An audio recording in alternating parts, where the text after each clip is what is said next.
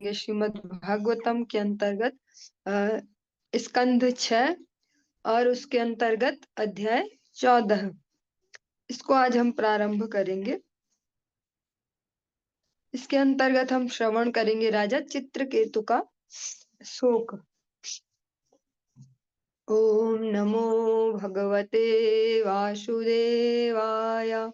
ओम नमो भगवते वासुदेवाय। ओम नमो भगवते वासुदेवाय। श्री परीक्षित उवाच।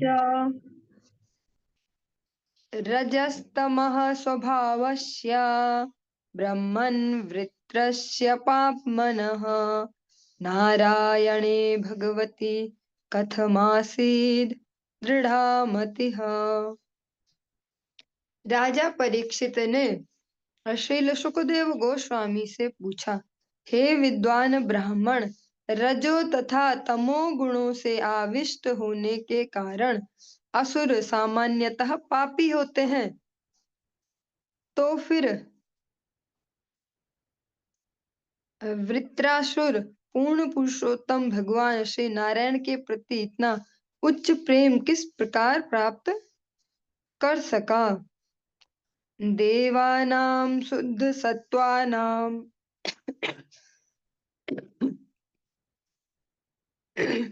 ऋषीणां चामलात्मनां भक्तिर्मुकुन्द चरणेन प्रायेणोपजायते।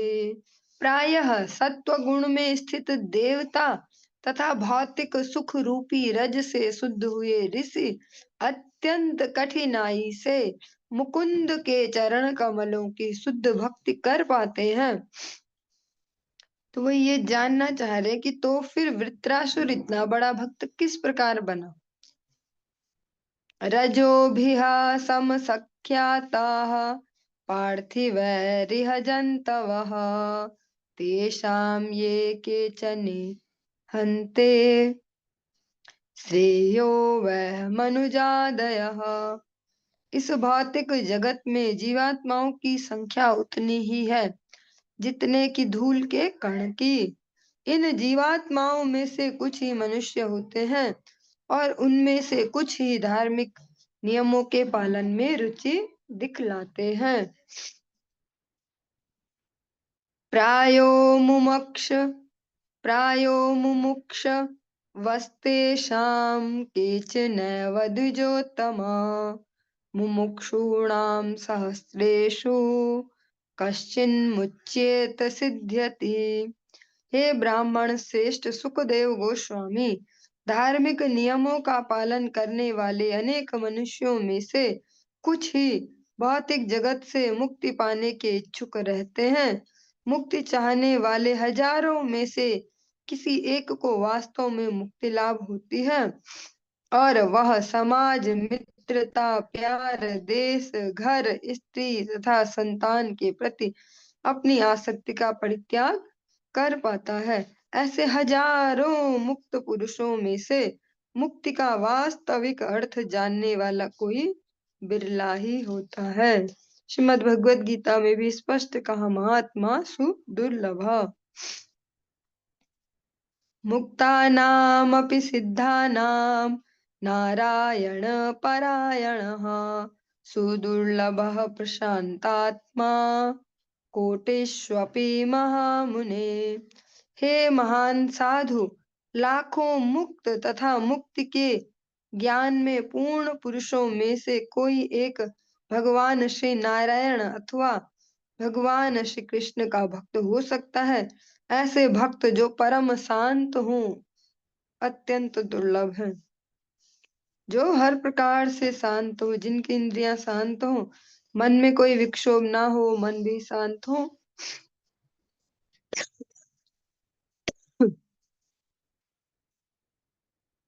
वृत्रस्तु स कथं पापः सर्वलोकोपतापनः इत्थं दृढ़मतिः कृष्ण आसीत् संग्राम उल्बणे। वृत्रासुर युद्ध की धधकती ज्वाला में स्थित था और पापी असुर दूसरों को सदैव कष्ट तथा चिंता पहुंचाने के लिए कुख्यात था।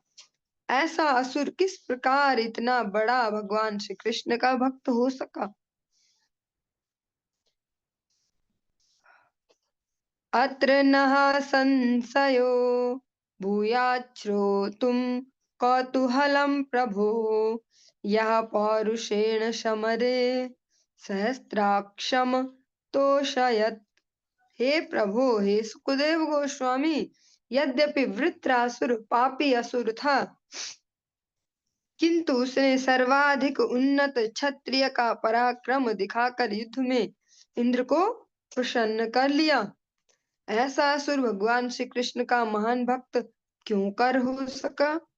इन विरोधी बातों से मेरे मन में अत्यधिक संदेह उत्पन्न हो गया है, अतः मैं इस संबंध में आपसे सुनने के लिए अत्यधिक उत्सुक हूँ। परीक्षित महाराज जी कहते, मुझे शक हो रहा है, ऐसे संदेह हो रहा है। दो विपरीत बातें कैसे हो सकती है एक साथ। आप मुझे इसको अच्छे से समझाइए। सूत उवाच परीक्षितो अथ सम्प्रश्नं भगवान् बादरायणी निशम्य श्रद्धानस्य प्रतिनन्द्य वचो ब्रवीत। श्रील सुखदेव गोस्वामी ने कहा, महाराज परीक्षित के इस उत्तम प्रश्न को सुनकर सर्वाधिक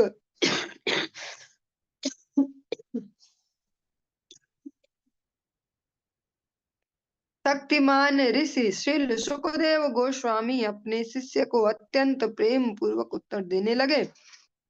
श्री शुका उवाच शृणुष्वावहितो राजन्नितिहासमिमं यथा श्रुतं द्वैपायनमुखान्ना नारद देवलादपि। श्री सुखदेव गोस्वामी ने कहा, हे राजन, मैं उस इतिहास को तुमसे कहूंगा जिसे मैंने श्री व्यास देव, श्री नारद मुनि और देवल जी के मुखों से सुना है। कृपया इसे ध्यान पूर्वक सुनो। आसीद्राजा सार्वभौमः सूरसेनो सूरसेनेषु वै नृपा चित्रकेतुरिति ख्यातो यस्यासीत् कामधुग्महि।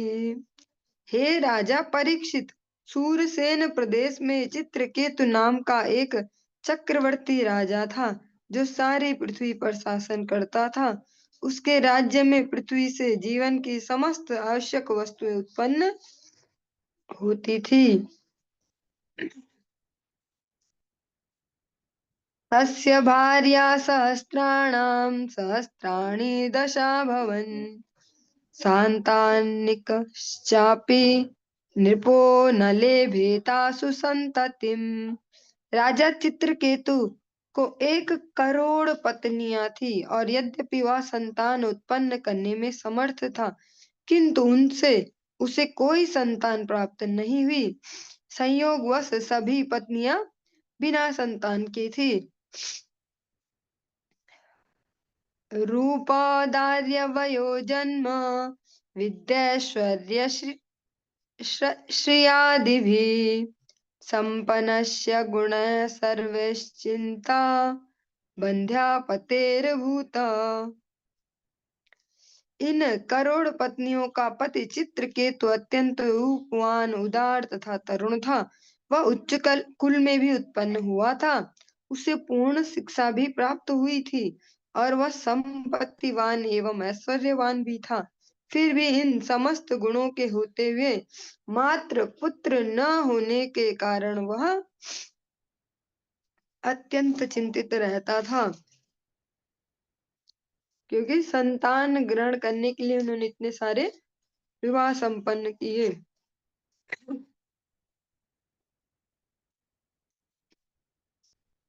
न तस्य संपदा सर्वा महिष्यो वामलोचनाः सार्वभौमस्य भूश्चेय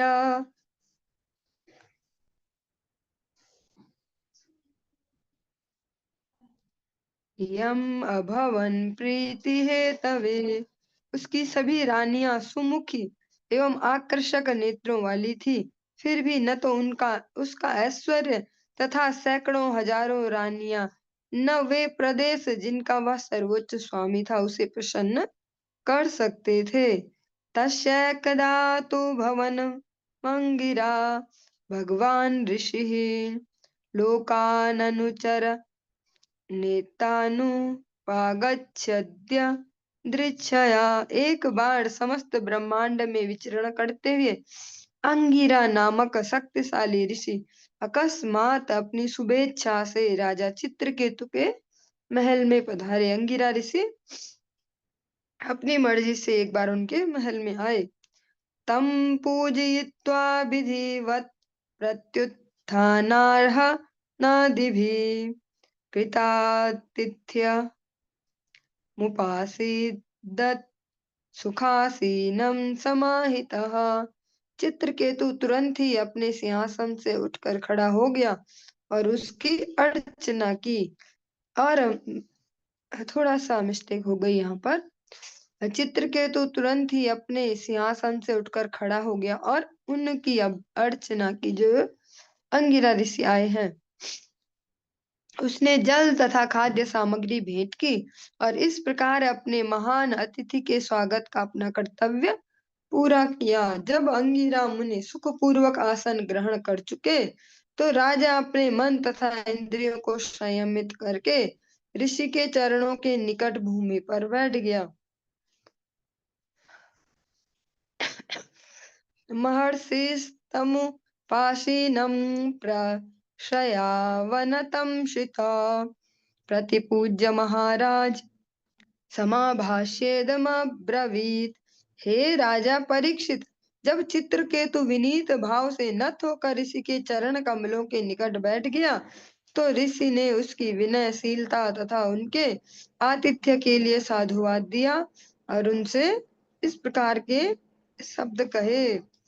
अंगिरा उवाच अपि ते अनामयं स्वस्ति प्रकृतीनां तथात्मनः यथा प्रकृतिर्भिर्गुप्तः पुमान् राजा च सप्तभिः।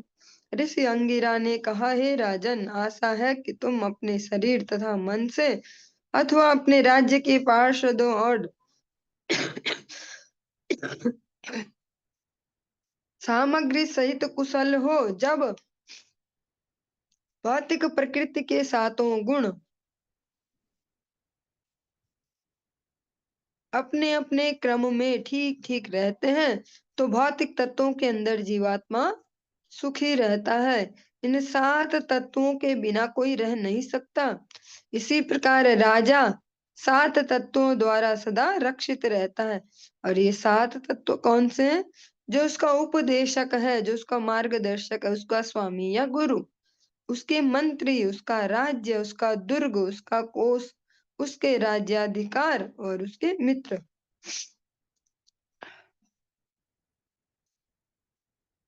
आत्मानं प्रकृतिश्रद्धा निधाय श्रेय आप्नुयात् राज्ञा तथा प्रकृतज्ञो नरदेवा हिताधयः। हे राजन, हे मानवता के स्वामी, जब राजा अपने पार्षदों पर प्रत्यक्षतः आश्रित रहता है और उनके आदेशों का पालन करता है, तो वह सुखी रहता है। इसी प्रकार जब पार्षद राजा को भेंटें प्रदान करते हैं और उसकी आज्ञाओं का पालन करते हैं, तो वे सुखी रहते हैं। राजा जब आश्रित जनों की आग जो आज्ञाएं हैं, जो आदेश, उनको भी पालन करता है, तब राजा भी प्रसन्न रहता है। जब प्रजा आज्ञा पालन करती है, तो प्रजा भी प्रसन्न रहती है। अपि दाराः प्रजामात्या भृत्याः श्रेण्यो अथ मंत्रिणः पौराजानपदा भूपा आत्मजा वशवर्तिनः।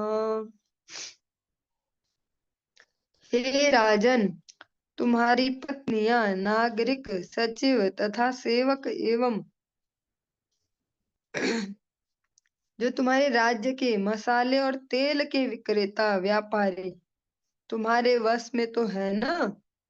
तुमने अपने मंत्रियों, महल के निवासी और अपने राज्यपालों, अपने पुत्रों और अन्य आश्रितों को अपने नियंत्रण में तो रख रखा है। इस प्रकार से अंगिरा ऋषि उनसे प्रश्न कर रहे हैं।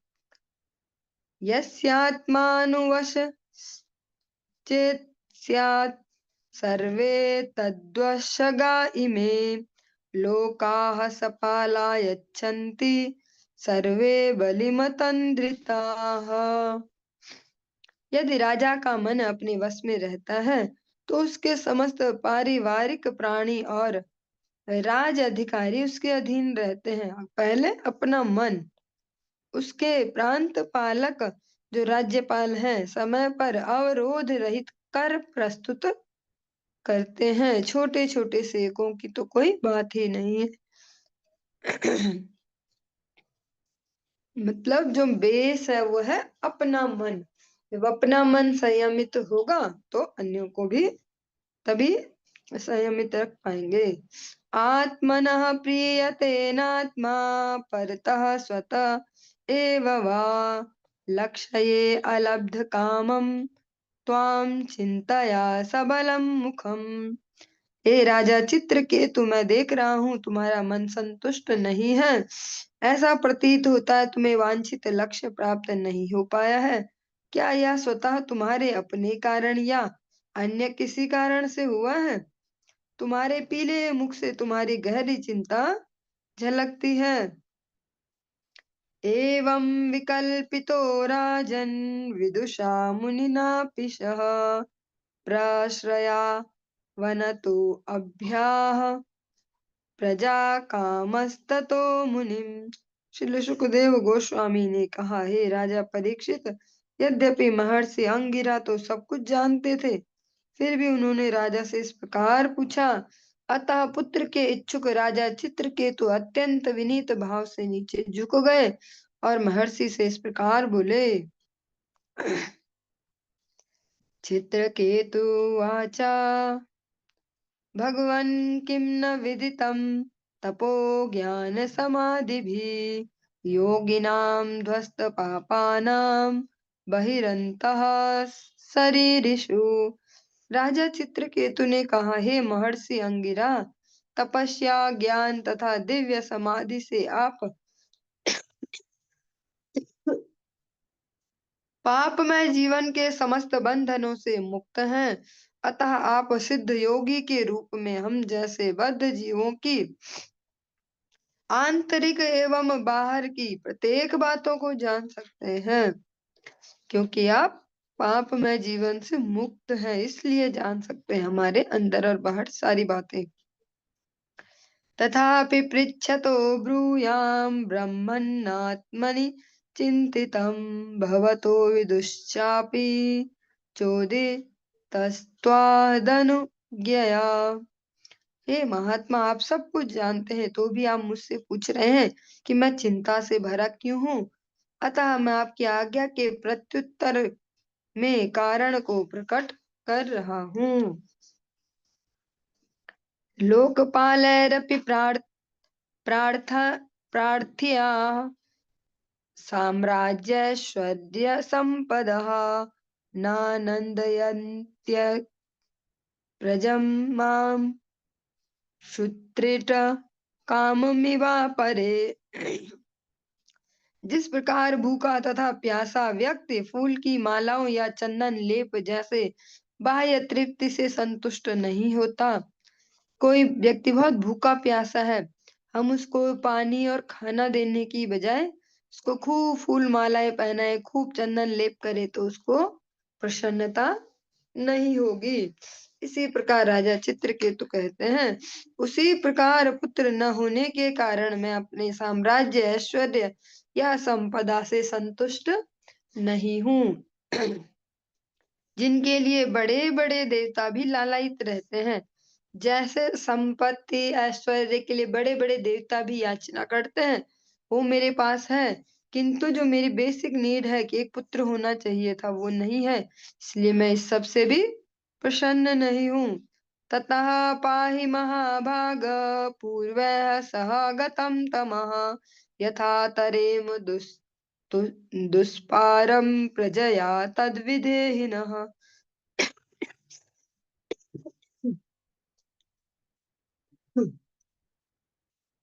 अतः हे महान साधु, कृपया मेरी तथा मेरे पितरों की रक्षा कीजिए, क्योंकि मेरे संतान न होने से वे नरक के अंधकार में धंसते जा रहे हैं। कृपया कुछ ऐसा करें जिससे मुझे पुत्र प्राप्त हो, जो हम सबको नारकीय दशाओं से उबार सके।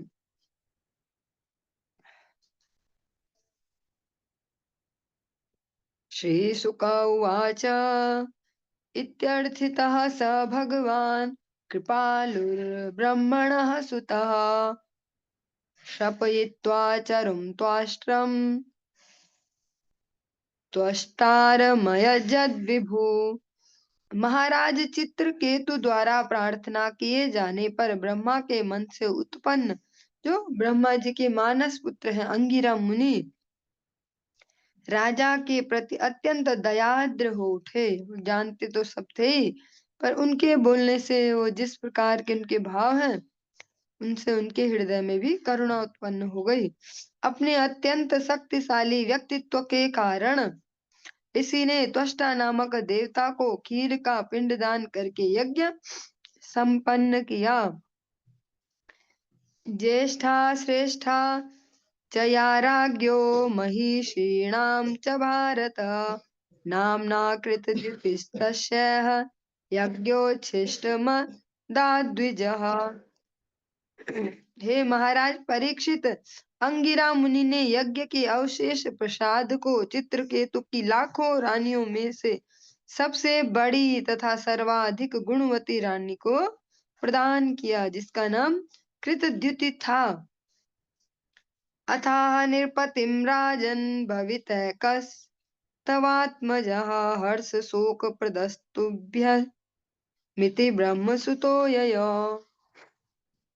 तत्पश्चात ऋषि ने राजा से कहा, हे राजन, अब तुम्हें एक पुत्र होगा जो हर्ष तथा शोक दोनों का कारण बनेगा। ऐसा कहकर चित्रकेतु के उत्तर की प्रतीक्षा न करके ऋषि चले गए।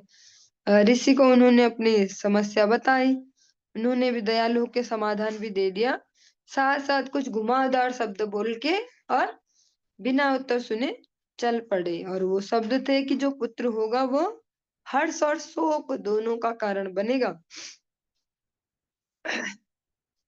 सापि तत्प्राशनादेव चित्रकेतोर्धारयत् गर्भं कृतद्युतिर्देवी कृतिकाग्नेरिवात्मजम्। अंगिरा द्वारा संपन्न यज्ञ के अवशेष को खाकर कृतद्युति ने चित्रकेतु के वीर्य से उस प्रकार गर्भ धारण किया जिस प्रकार कृतिका देवी ने अग्नि से भगवान शिव का वीर्य प्राप्त करके स्कंद कार्तिकेय नामक पुत्र को गर्भ में धारण किया था।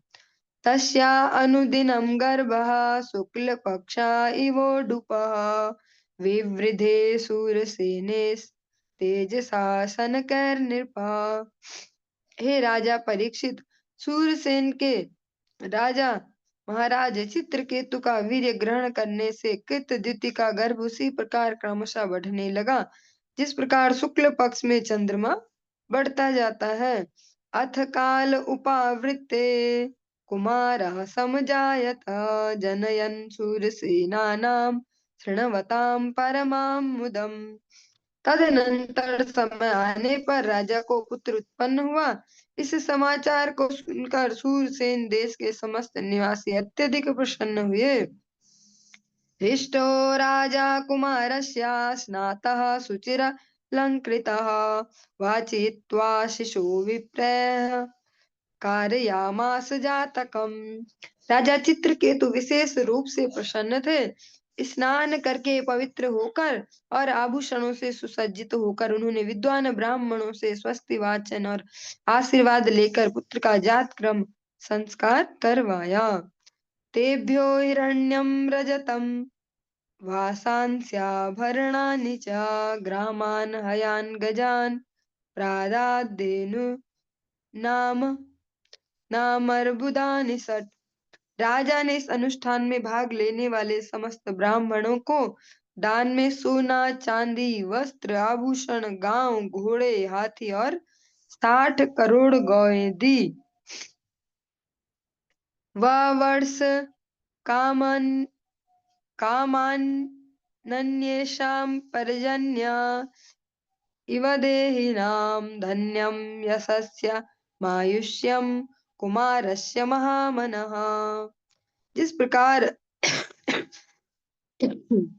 बादल बिना पक्षपात के पृथ्वी पर वर्षा करता है, उसी प्रकार उदार चेता राजा चित्रकेतु ने अपने पुत्र के यश, ऐश्वर्य तथा आयु की वृद्धि के लिए सबको मुंह मांगी वस्तुएं दी। कृच्छ लब्धे अथ राजर्षे तनये अनुदिनं पितुः यथा निहस्य कृच्छाप्ते धने स्नेहो अन्ववर्धत। जिस प्रकार किसी निर्धन व्यक्ति को बड़ी कठिनाई से कुछ धन मिलता है तो उसमें प्रतिदिन उसकी आसक्ति बढ़ती जाती है, इसी प्रकार जब राजा चित्रकेतु को अत्यंत कठिनाई से पुत्र की प्राप्ति हुई तो दिन प्रतिदिन पुत्र के प्रति उनका स्नेह बढ़ता गया। मातुस्त्वतितरां पुत्रे स्नेहो मोह समुद्भवः कृतद्युतेः सपत्नीनां प्रजा कामज्वरो अभवत्। पिता की ही भांति माँ का भी आकर्षण एवं स्नेह पुत्र के प्रति अत्यधिक बढ़ता गया। कृतद्युति के पुत्र को देख देख कर राजा की अन्य पत्नियां पुत्र की कामना से अत्यधिक क्षुब्ध रहने लगी, मानो उन्हें उच्च ज्वर हो। बाकी रानियों का जो शारीरिक जो व्यवस्था है, ये कह सकते हैं स्तर है, वो ऐसा हो गया जैसे इन सभी को बहुत तेज ज्वर हो। चित्रकेतोरति प्रीतिर यथा दारे प्रजावती न तथान्येषु सज्जज्ञे बालम लालयतो अन्वहम्। जो जो राजा चित्रकेतु अपने पुत्र का बड़ी सावधानी से लालन पालन करने लगा, त्यों त्यों राजा कृतद्युति के प्रति भी उनका प्रेम प्रगाढ़ होता गया, किंतु पुत्रहीन अन्य रानियों के प्रति उनका प्रेम क्रमशः घटने लगा। चलिए इससे आगे का प्रसंग हम कल श्रवण करेंगे। आज के इस विषय को यही विश्राम देंगे। हरे कृष्ण।